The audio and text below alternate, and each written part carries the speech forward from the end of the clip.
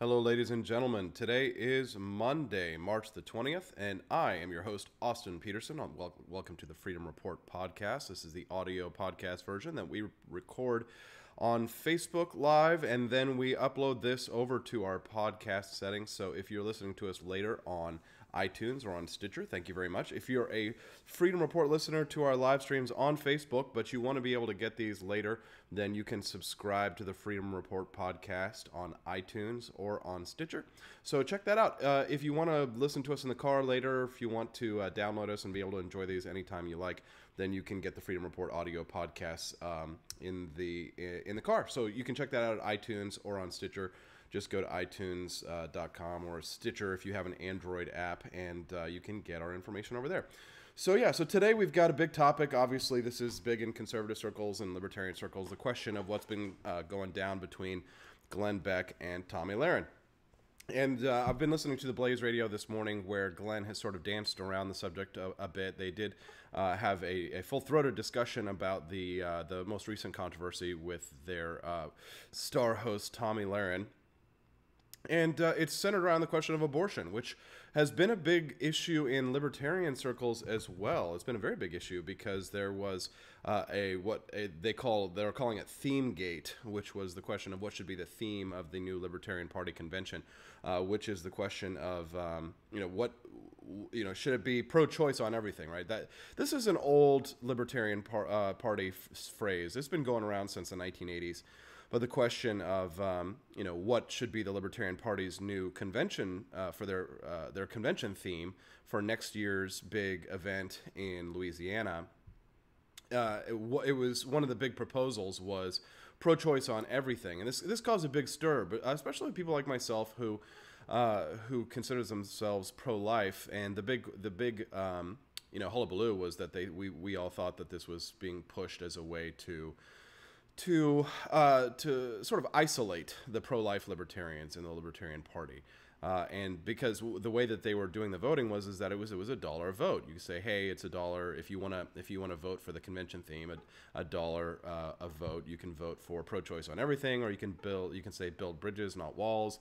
And I mean, build bridges, not walls is controversial in itself for libertarians because we're not big fans of government spending on infrastructure either, right? This is who will build the roads, right? Like, build bridges, not walls. It kind of if you think pro-choice on everything is controversial, then build bridges, not walls.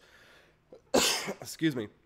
Well, that's just as controversial for libertarians because, again, we're not big fans of the government and spending on infrastructure, which just makes, conservatives and liberals upset. But abortion big in the news because Tomi Lahren came and she went on The View, which is, that sort of like weirdo talk show that's mostly liberal ladies sitting around bitching to each other. And the question came up about whether or not Tomi was pro-life or pro-choice. Now, she did have a little bit of a slip up there for what she said, which I thought was interesting. And I'm going to actually read to you some transcripts and some of these articles that I've got. Julie Borowski weighed in. I'm going to have her viewpoint on this as well. And I thought you all would enjoy a titillating discussion on this question. So this is from Mediaite this morning.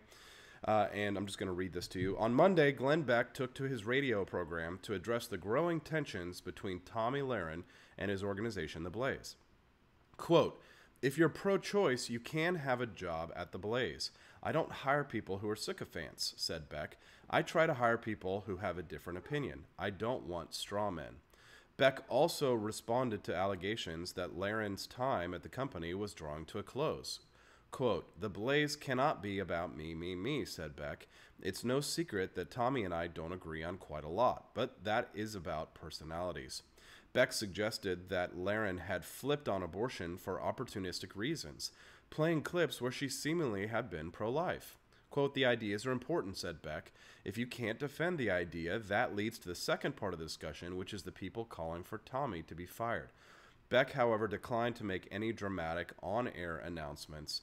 saying, quote, "That's not appropriate to be discussed on the radio," said Beck. "That's in the privacy of the office of the Blaze." And that's true. It's very difficult to talk about your employees as an employer like that. Very, very difficult. And you want to be very careful when you do things like that because, of course, you could open yourself up to all kinds of litigation and lawsuits and things like that. And I totally sympathize with Glenn Beck about this. I absolutely sympathize, especially as a libertarian, because there is such a dearth of opinions about what it means to be a libertarian. Does it mean pro-life? Does it mean pro-choice? I would argue that a small majority of libertarians, maybe slightly over 50% of libertarians, tend to be pro-choice. I don't fall in that camp, but I do give credence to their arguments, which is a similar argument to what Tomi had brought up in her interview on The View, which was that she was saying specifically that she thought that it was a bodily autonomy issue, right? But the problem was that she was calling conservatives hypocrites, essentially saying that they don't want government involved in anything, but when it comes to a woman's body, well, then they want the government involved. And she had kind of a dumb quote that I'm going to read to you in just a minute. She's got a lot of dumb quotes, but this is one of the dumber ones. And there was a fantastic article that Glenn actually retweeted that was criticizing Glenn. The name of this article is "This Tomi Lahren Experiment Was a Real Bad Idea" by Peter Heck. And I mean, ooh, you talk about blaze. I mean, this is blazing. I mean, the anger was absolutely, it was definitely visceral that you could read in Peter Heck's article here that I just want to share with you all because I think it's fantastic. I'll get into my own personal criticisms of Tomi here in just a few minutes, but I want to make sure that I offer a pretty wide range of viewpoints on this, and so I'm going to share this article with you because I think this is probably the best written critical article. And again, Glenn Beck shared it on his own Twitter page. He actually, just to brag for a minute, Glenn Beck also shared the Libertarian Republic's story on Tomi Lahren. I think that was written by Cody Fairfield. If it was Cody, then congratulations. If it wasn't, then whoever the TLR writer that published that, congratulations, because Glenn Beck tweeted you last night, and so now you is famous. Anyway, so this article, "This Tomi Lahren Experiment Was a Real Bad Idea" by Peter Heck, says, "There's a reason why it usually doesn't end well when a kid goes straight from a life of a party and privilege to the bright lights of a professional sports career. They have no clue how to handle the responsibility and fame." Boy, isn't that true. Just look at the fall of Johnny Manziel. There's a reason why it usually doesn't end well when someone mired in unemployed poverty wins the lottery and lands in the lap of luxury. That's true. Have you heard about all of these lottery winners? They win all this money. They're broke. Some of them are even homeless people, and they win all this money in the lottery, and then they're broke just like a year later. And then there's a reason why it usually doesn't end well when someone who lacks any meaningful or serious understanding of political philosophy and ideology is thrust in front of a camera and promoted as a conservative spokesman. They are pitifully unprepared to exercise the disciplines of reason and discernment. Just look at the sorry spectacle of Tomi Lahren. In a culture that bizarrely worships youth and beauty, it is unsurprising that Lahren's rise to fame has been meteoric. And make no mistake, Tomi has certainly demonstrated a talent for increasing her notoriety with provocative commentaries timed to coincide with significant national controversies. Her prolific use of social media has propelled her to over 664,000 followers on Twitter and earned her invitations onto numerous television, news, and commentary programs. And I'm going to pause here for just a minute before I continue because, there's a market for this, right? There's a market for what Tomi does. And I've known this for a long time. I work in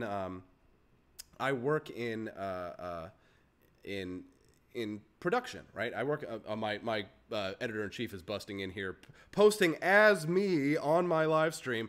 Cody is saying it was Micah Fleck. Micah Fleck wrote the Libertarian Republic article, so sorry about that. Micah Fleck gets the kudos and the credit for that one. Sorry, Cody, don't comment as me on my feed. People think it's me. Come on, guy. Come on, switch it over. Anyways, moving on. So before I finish this piece here, I just want to say, there's a market for this. I mean, that's the thing. This is why I think in some ways the country's going to hell in a handbasket, is because people don't give a damn what you say, right? It's about how you say it. I tried to explain this to the libertarians during my presidential campaign because I tried to explain to them, I'm like, it's not so much What you say is how you say it. Obviously, if you say what is Aleppo, they're going to think you're an idiot. But if Gary Johnson was a beautiful 35-year-old blonde woman, they would say, oh, she just had a blonde moment, and the women on The View would have defended her because she's a woman, and then all of the hordes of male fans would have been like, oh, it was an accident. But since, Gary's a crusty old geezery guy, then, they're not going to defend him because that's just what it is. People value your looks more than they value the content of what you have to say. That's just the reality. I worked at Fox Business Network for years. They would get these, hot young talents who are really just glorified teleprompter readers, put them in front of the teleprompter and put them in a cute dress. And then boom, you're a television star. That's how it works. And meanwhile, you would see a lot of, talented young men, maybe talented people who won't ever, their careers aren't really ever going to take off necessarily because they aren't attractive for television, right? So that's what television is. It's a visual medium, and that's why they say, oh, he's got a face for radio. I mean, it's not always the rule. There's always exceptions to the rule. I don't want to call them out, but okay, I won't call them out. But there are some talents on Fox who are maybe my age, maybe even a little bit older, and they're a little chubby, right? They're guys, but the thing is that they have to work 5 times as hard in that industry. Because it's much more, if you're a man and if you're a chubby dude, if you're a chubby white guy, you're going to have a harder time in this industry. You just are, right? You're just not, maybe I don't want to talk about myself because, I've got my, excuse me, I'm still getting over my bronchitis. There's still I'm sure there's lots of reasons why I haven't been a successful television star or something like that, right? And maybe I haven't really gone for it so much, but I mean, if I was an attractive young blonde woman, I may have gotten some jobs that I wouldn't have gotten before. But that's how it is, and that explains the rise of Tomi Lahren. I mean, and that's why you see all of these bros come in and they jump to defend her, and I actually posted an article about Tomi Lahren saying that she was pro-choice in her fan group just to say, hey, what do you guys think of this? And one, they're like, fake news. It's fake news. Anything they don't like, they disagree with. If they disagree with it, it's fake news. And then 2, it's the question of they're going to make up any excuse to defend her. It doesn't matter what she says. You're just going to have a group of people who are going to say, well, and what really just irked me is that they're like, oh, well, this is the conservative position. No, and Dana Lash was right when she was on The Blaze this morning. She was saying, no, actually, the pro-life view of things is the conservative position. And I would agree with that. I'm a libertarian, and I understand that libertarianism has a debate about it. But I would say that in conservatism, no, there really isn't a debate about whether or not you're pro-life or pro-choice. So the pro-life position is the conservative position. I just happen, even though I'm not a conservative, quote unquote, I happen to agree with conservatives on that issue. And it's not for any particular reason other than the fact that I think it's about life. It's about the question of the child. But anyways, I'm getting off topic. Let's get back to it. Somebody's in my live stream. Linda Finken tells me to get on point, right? So I'm getting back on there. Sorry, Linda. If gaining popularity and getting your face on TV were the primary objectives of conservatism, she would be a rock star. But since the movement has always been about the supremacy of our ideas, it's what she says on TV that matters most. And that's the great danger of this emerging movement of pop culture, quote, conservatism, driven by followers and web traffic rather than principles. It's only a matter of time before it casually defecates in the right's dinner plate with the whole country watching. Friday, on the obnoxious ABC Gabfest The View, Tomi Lahren did just that. Quote, I'm pro-choice, and here's why. I am a constitutional, someone that loves the Constitution. I'm someone that's for limited government. So I can't sit here and be a hypocrite and say I'm for limited government, but I think the government should decide what women do with their bodies. I can sit here and say that as a Republican, and I can say that, you know what, I'm for limited government, so stay out of my guns, and you can stay out of my body as well. End quote. This is so mindlessly incoherent that Glenn Beck should be humiliated he has given this poser such a platform of prominence. Not just because he's promoted someone who finds it morally acceptable to kill children for convenience, though that's plenty good enough, but because she demonstrates such a childish misunderstanding of natural law and constitutional theory. All right. Okay. So let me pause here for just a moment. Again, I want to say, I know you guys, some people get mad I get on track, but I just want to say, it's funny. She says, I'm a constitutional, and she stopped. I think she didn't want to say that she was a conservative. I think that she kind of stopped herself. I wonder if she's a little bit worried there. I mean, you can ascribe any manner of motives to why she did that, So I have misspoken. I've said some stuff when I'm in the spur of the moment on interviews that I didn't mean. It's very easy to make little mistakes when you're live and you've got no options, especially when you're on The View or something like that. And again, Tomi Lahren has really mostly been reading off of a teleprompter, so I don't know that her opinions are hers. And the reason why I think that is because she stated explicitly that she doesn't read books. She doesn't get her opinions from books. And so if you're not reading books, and if you're not getting a wide variety of viewpoints like that, then you're not you can't. It's very difficult to have any kind of an ideological underpinning for what it is that you're saying. What it is that you believe, and that's really the question. Is what does Tomi Lahren really have a philosophy other than I'm a Republican and I like to criticize liberals? Right? You're not a conservative or a libertarian just because you hate liberals, okay? There's more to being a conservative and more to being a libertarian than just hating social democrats and fighting with Antifa and, hitting communists over the head with sticks. As much as we love base stick man, there's just more to it. There's a philosophy. And I know that snoops of that does tend to lean into what we call elitism, right? And I have many libertarian friends who've never read Hayek. They've never read Mises. They haven't gone to seminars and things like that. They haven't gone to Cato Institute and listened to seminars. But they understand the concepts of libertarianism. So you can't say completely that, just because you don't read books, you don't know. That's just a way for us to kind of be snobby and to look down on people, right? I mean, I think that it is important. There are absolutely arguments to be made, that if you want to be an intellectual, if you want to have a strong opinion, if you want your opinions to be taken seriously, then you want to have an intellectual underpinning. But if you just want to be famous and you want to have 1 million Facebook followers and make good money doing it, well, trust me, like if I had as many followers as Tomi on Instagram or on Twitter or on Facebook, I would be very, very wealthy right now, instead of scrabbling to get bills paid, make sure my employers are paid and things like that. I wouldn't have to work as hard.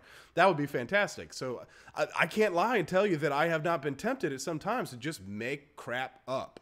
I've always held back. From it because I'm just like, the financial interest in generating quote unquote fake news or alternative facts, or just bashing on liberals and saying things that I know that everybody's going to agree with me on. The temptation is severe.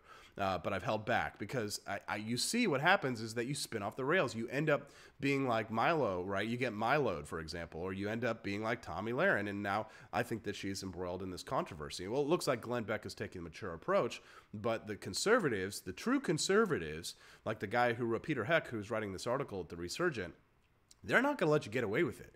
I mean, you've seen what has happened with the Twitter account, the Reagan Battalion guys. If you have not seen the Reagan Battalion Twitter, they do not screw around, man. Those conservatives are serious.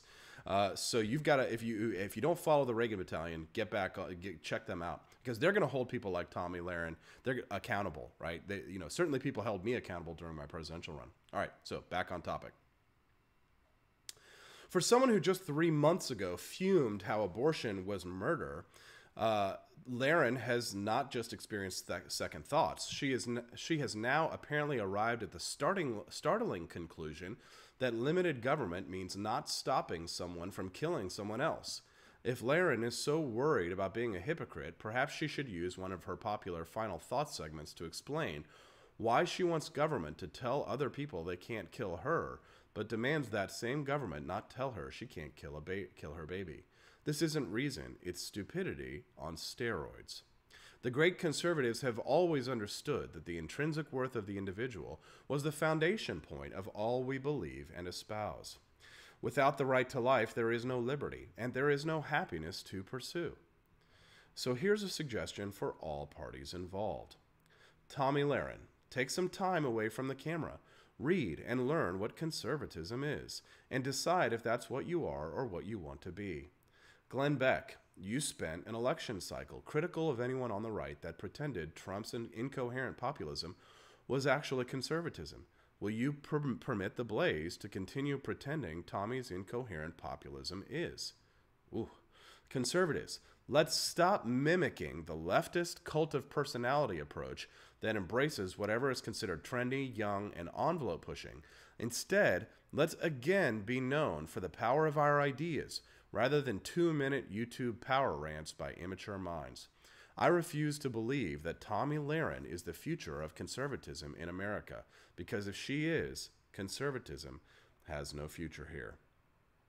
Very good. Very fantastic piece by Peter Heck over at The Resurgent. I'll go ahead and drop this in the comment section so that you guys can read it if you want to read that later. And thank you so very much for listening. Now, that was the conservative view on what Tomi Lahren had to say. But what about the libertarian view? And again, I'm biased because I'm a huge fan of Julie Borowski. And Tyler O'Neill over at PJ Media has written an article as well that he's broken down Julie Borowski's pieces. So thank you very much, Julie Borowski, for weighing in on this. Again, I happen to agree with Julie Borowski. I happen to agree with the conservative Peter Heck on this question about life. So I just want to make sure I get that out there. You know, again, I'm biased. So Tyler O'Neill writes, on Friday, conservative pundit Tomi Lahren declared she's pro-choice because she says, you know what she said, blah, blah, blah. Libertarian YouTube star Julie Borowski shot down this argument in less than 2 minutes. Uh-oh, Julie Borowski is that 2-minute YouTube star. But Julie Borowski is an intellectual. She's not like Julie. Julie has read books. Quote, it is not hypocritical for limited government people to be legally pro-life, Borowski declared. We do not advocate for a society where people can do whatever they want. In her classic sarcastic style, the YouTube star mocked the view that libertarians have to support an anarchic society without any limits on human freedom. Quote, murder, theft, rape, go for it, liberty. The libertarian response to this would be, no, these things would still be illegal for good reason. Borowski laid out the non-aggression principle. The key question is, quote, is there a victim? With abortion, pro-life people would say, yes, there is a victim, the fetus. Therefore, it's not hypocritical to call for laws against abortion. She scathingly added, to suggest otherwise means that you either think the fetus is not a victim, or you fundamentally misunderstand the concept of liberty. Ouch. The victim is still in another person's body, but he or she is still a human being with the right to life. That's in the Constitution, the YouTube star explained. It's only hypocritical to call for more government bans when there are no victims. Drugs and prostitution. I don't personally like those things. I think they're disgusting. But people have the liberty to put whatever they want and do God knows what to their own bodies. Thank you, Julie. Abortion is not a victimless crime, and that is Borowski's point. The YouTube star acknowledged that outlawing abortion would be difficult, but the point of this short video is that Tomi Lahren is incorrect. It is not hypocritical for libertarians to be pro-life, so long as genetics suggests a fetus is a human being, which it does. It might even be hypocritical for a libertarian who champions the right to life to be pro-choice. Wouldn't that be ironic? And that's Julie Borowski's viewpoint on why pro-life conservatives or pro-life libertarians are not hypocrites, because we do see it as a human being. We see it as a life. And that's the thing. So the problem, of course, with Tomi Lahren, again, this is just my own viewpoints, is that she represents the sort of mass stupidity that's been going on. I think in the conservative movement, and certainly there are some libertarians who are tempted by the sort of alt-right populism that Tomi represents.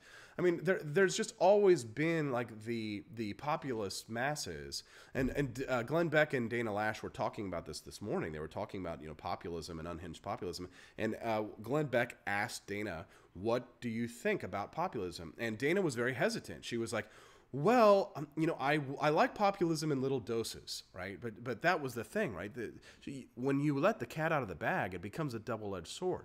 Because populism is not intellectualism. Populism is just whatever the people want, right? And this is libertarians. This terrifies us, right? As conservatives, conservatives will use populism when it agrees with them. Liberals will use populism when it agrees with them, and then they want elitism when it doesn't, right? Well, everybody kind of has that. But the thing is if you have a consistent philosophy, which Tomi obviously does not, and which her followers, many of her followers, do not as well, If you do not have a consistent philosophy, then you're just going to go along with whatever Tomi says, right? You're engaging in a cult of personality, or you're going to go along with what just even Glenn Beck says, or you may even be an Austin Peterson sycophant, which I repeatedly do not encourage.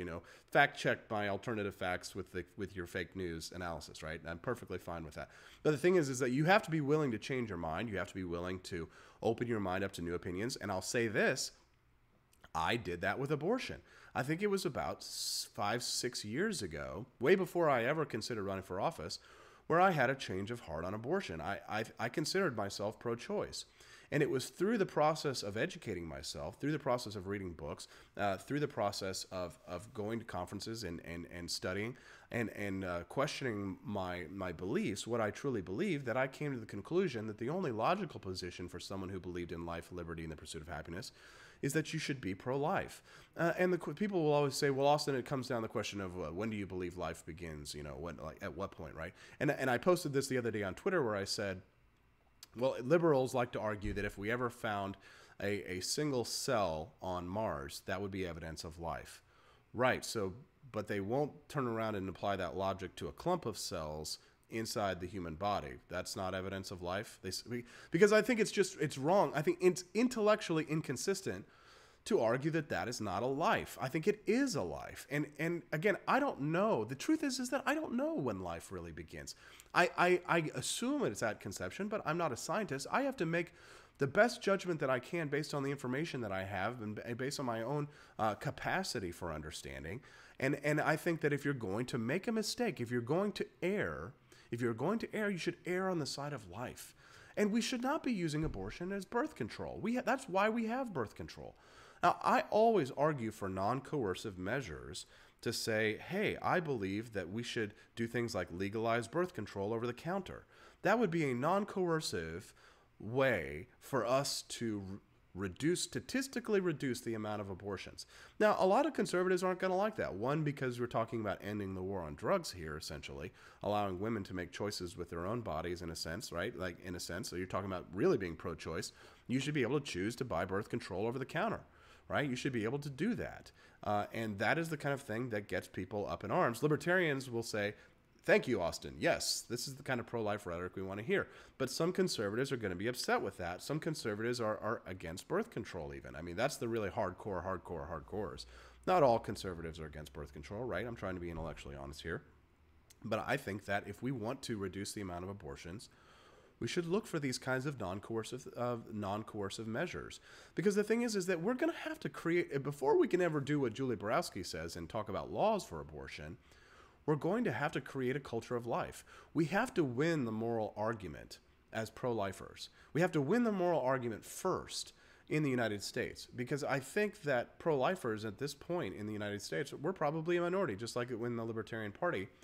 We're probably a minority. We're probably a very slim minority, but we're probably a minority. And that's why Roe versus Wade is the law of the land. That's why most presidents don't do anything about abortion. I mean, you haven't heard Donald Trump say a word about abortion since he's become president of the United States, right? And that's for good reason, because Donald Trump is a populist, and Donald Trump is not going to push policy that will anger anyone. He doesn't want to do that, and that's what populism is all about. That's what Tomi Lahren and her audience are all about. That's what it is. It's about populism. It's not about intellectual conservatism. That's why so many conservatives didn't support Donald Trump, is because excuse me, sorry, the bronchitis still got me. But that's the issue there, is that it's about populism. It's not about intellectualism. But we, as people who believe in ideas, we libertarians, we conservatives, we true liberals, the people who believe in hard concepts based in our intellectual capacity for understanding, we have got to educate our fellow Americans on this. And we are fighting an uphill battle, because look at Tomi Lahren. I mean, she's popular not because she really represents any true beliefs or any true viewpoints, but because she says what she thinks will get her the most amount of views on YouTube, the most amount of views on The Blaze, right? That's what Dana Lash said this morning, which I think is a terrific quote.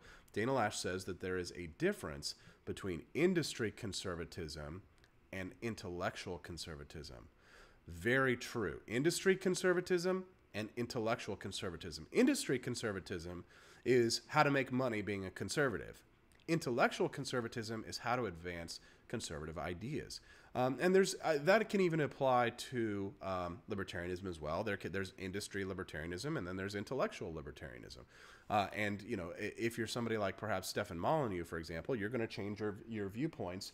You're going to change your viewpoints on things, maybe not necessarily because it's true, but because it's popular, or maybe because you have emotional problems with libertarians. Maybe you got picked on by the libertarian kids too much, and you're just like, screw this movement, I'm out, right? Like, well, that's more of a business move, right? Alex Jones supporting Donald Trump was a business move. It wasn't an intellectual move. There's no intellect at InfoWars or Prison Planet, so you obviously there's not going to be an intellectual move there. It's all about money. It's about money, money, money, money, money. And I'll tell you what, it would be. I know what works in this business. I do this for a living too. I'm in this industry, so I know that if I just went out and started bashing Black Lives Matter and Antifa and worshipped at the throne of Trump, I would make a lot more money. So it's a real difficult pull, ladies and gentlemen, because if you look at it, industry conservatism versus intellectual conservatism, then we as the intellectuals are fighting an uphill battle. And you know what? Sometimes I think you got to fight fire with fire. That's why I think it's important for people like Julie Borowski, who is a beautiful young lady, to go out there and fight for our principles, for my principles, for what I believe in. I think Julie Borowski represents us almost better than anybody. I know that everybody has like a little bit of flavor to them, right? So some people may not like Julie Borowski, but they may like me better, right? Some people may not like me, but they like, Jeffrey Tucker. Some people may not like Jeffrey Tucker, but they like Eric July, et cetera, et cetera, et cetera.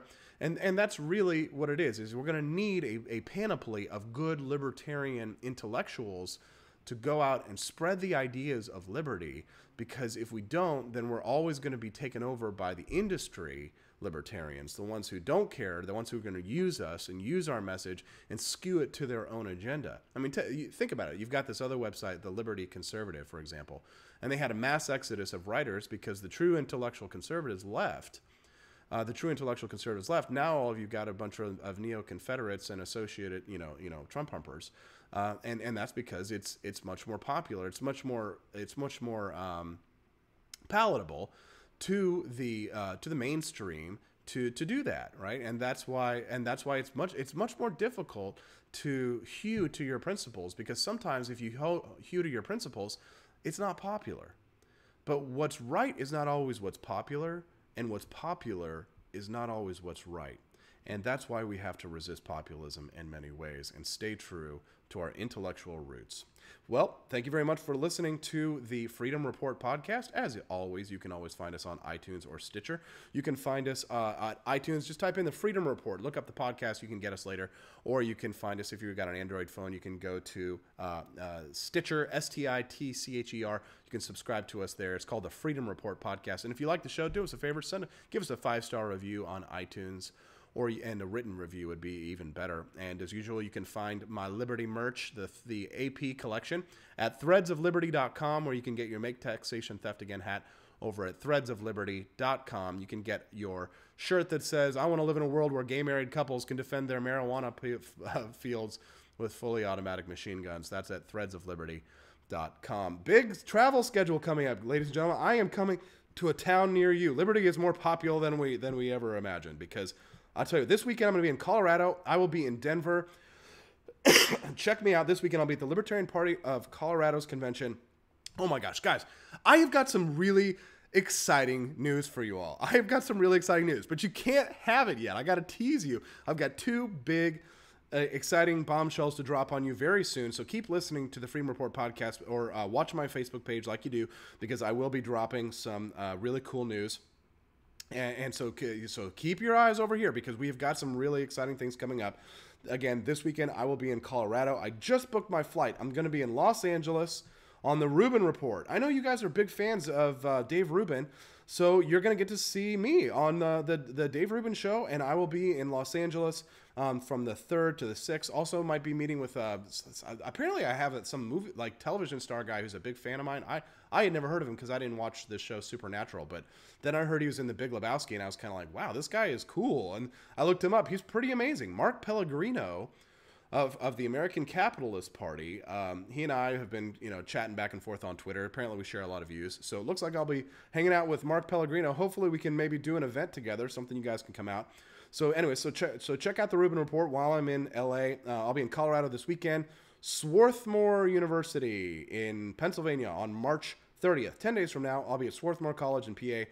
Check the event page on my Facebook page right now. If you're listening to me right now, you can find this on my event page. Just click on the tab over there. It says events, and you can find my event at Swarthmore University. Then on April 1st, just the next day, I will be over there at the Mid-Atlantic Liberty Festival at the Hilton Harrisburg Hotel. Very exciting. And all right, crikey, I'm going to be speaking in Australia. Check me out in Austin, in Australia, at the Ariel UTS Function Center. That's on April 28th. And then, of course, we've got the Freedom Ninja reunion on June 2nd at Stonegate Farm in Kansas City, Missouri. Austin Peterson will be having a reunion of my supporters. So if you guys if you can make it to Kansas City, we'd love to have you there. We're going to have a big barbecue. Lots of exciting news for you guys coming up. I really appreciate that you all are listeners, loyal listeners. Again, don't forget to check out threadsofliberty.com. Get yourself a cool hat, and I hope to see you at one of these events coming up this week. I'm on the road again. Just can't wait to get on the road again. Have a good day, guys. Stay free.